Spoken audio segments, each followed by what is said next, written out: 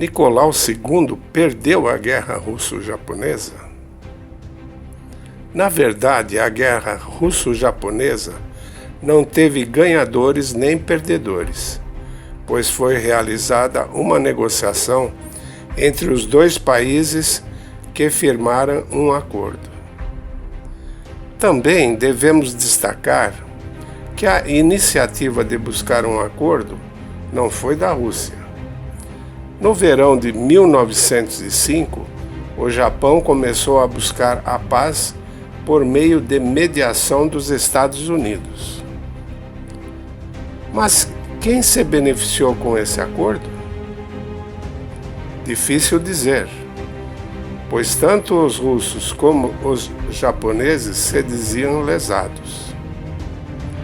As notícias de paz causaram profunda amargura no Japão.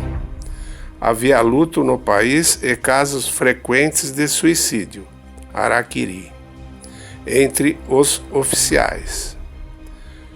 O Japão, até o colapso da Rússia imperial, não dominou sozinho a Coreia e a Manchúria. Pode-se concordar com a opinião do acadêmico Andrei Sakharov de que o Tratado de Paz de Portsmouth, que encerrou a Guerra Russo-Japonesa, surgiu do interesse comum do Japão, que não venceu, e a Rússia, que não perdeu a guerra. Todos os pontos humilhantes para a Rússia, apresentados pelo Japão, foram irrevogavelmente rejeitados por Nicolau II. O imperador disse: todo russo decente concorda em continuar a guerra até o fim, se o Japão insistir em 2 pontos: nenhum centímetro de nosso território, nem um único rublo de remuneração para despesas militares. O Tratado de Paz foi assinado em 23 de agosto de 1905. A Rússia cedeu ao Japão seus direitos de arrendamento da península de Liaodong e da ferrovia sul da Manchúria, que conectava Port Arthur à ferrovia sino-oriental. A Rússia também reconheceu a Coreia como zona de influência japonesa. Mas se não houve vencedores, quem seria o vencedor se a guerra continuasse? Apesar da derrota de Tsushima, em meados de 1905, a guerra não estava a favor do Japão. Os japoneses capturaram a Coreia e a Manchúria do Sul, mas a Manchúria Central e do Norte estavam sob o controle das tropas russas. Ao norte de Mukden, perto de Sipingai, surgiu uma poderosa linha de fortificações, da qual o exército russo confiava, e foi extremamente difícil derrubar essa área fortificada, especialmente porque o ardor ofensivo do exército japonês se extinguiu. No verão de 1905, o exército russo contava com cerca de 500 mil combatentes, contra 385 mil no Japão. O Japão praticamente perdeu suas melhores tropas e agora só tinha jovens recrutas e reservistas de idade. As perdas da Rússia totalizaram 194 mil pessoas, Já o Japão totalizaram 261 mil. Os recursos militares e financeiros do Japão foram severamente exauridos em um ano de guerra, enquanto a Rússia não teve muitas dificuldades, usando apenas 1/10 de seu poderio militar. As mobilizações parciais afetaram apenas 1 milhão de recrutas, o que não era muito mais do que um exército em tempos de paz. Considerando que o Japão, antes do início da guerra, aumentou o seu exército em tempos de paz 2,5 vezes. Mas então, por que o imperador não prosseguiu com a guerra? A situação no teatro de operações militares não era de forma alguma comparável ao que acontecia no interior do país. O terrorismo e boicotes tomaram conta do país. Essas atividades foram patrocinadas com dinheiro japonês. Durante a guerra, o governo do Japão transferiu pelo menos 1 milhão de ienes. Na taxa de câmbio moderna, isso é cerca de 5 bilhões de ienes, ou 35 milhões de dólares, o que era simplesmente uma quantia enorme na época.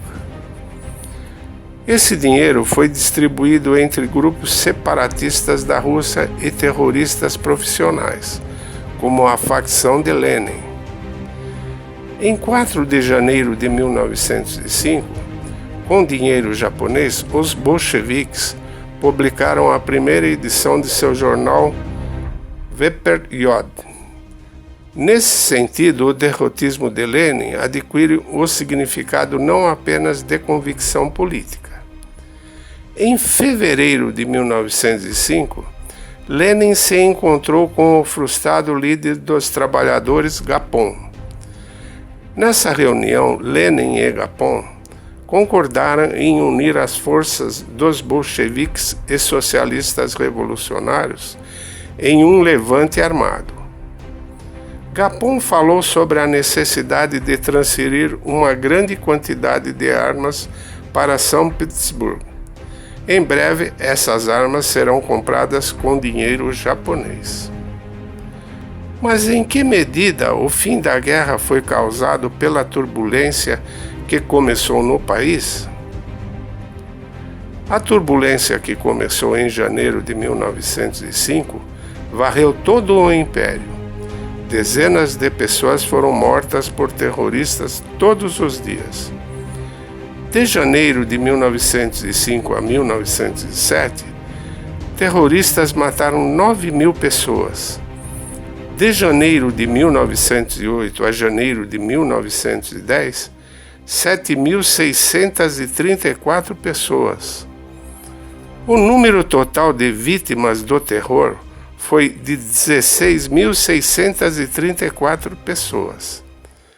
É digno de nota que a intelectualidade progressiva russa, por tradição, simpatizava não com as vítimas do terror, mas com os terroristas, que os progressistas viam como a vanguarda da luta contra a odiada autocracia.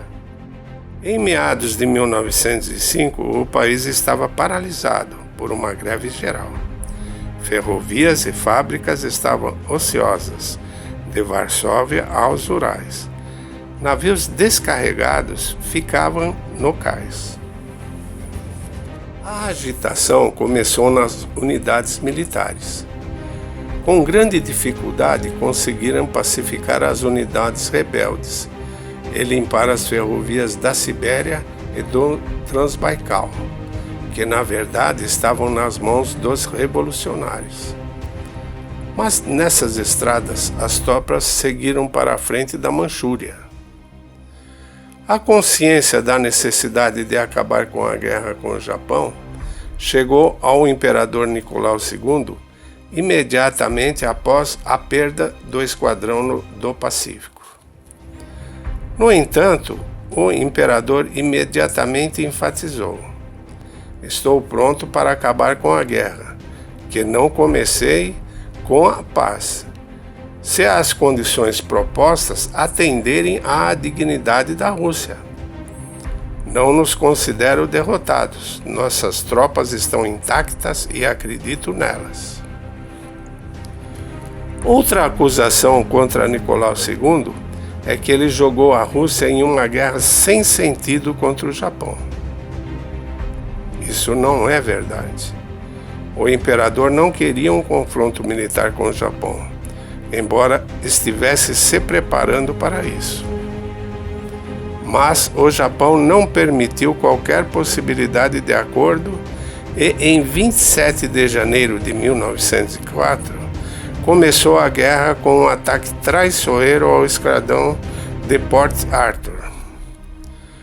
O principal objetivo da campanha do Japão era expulsar a Rússia da China, Manchúria e Coreia. Mas é importante destacar que todas as bases russas no Oriente foram conseguidas por um acordo com o governo chinês, ou foram cedidos em arrendamento por um período de 25 anos. Nenhum território chinês ou coreano foi invadido pela Rússia. Se você quiser saber mais detalhes de como Lenin e outros revolucionários se venderam para o governo japonês, assista em nosso canal o vídeo O Domingo Sangrento era popular e pacífico? O link do vídeo está disponível abaixo, nas descrições do vídeo. Quer saber mais sobre a Rússia Imperial? Inscreva-se em nosso canal e ative as notificações. Não se esqueça do like. Até o próximo vídeo.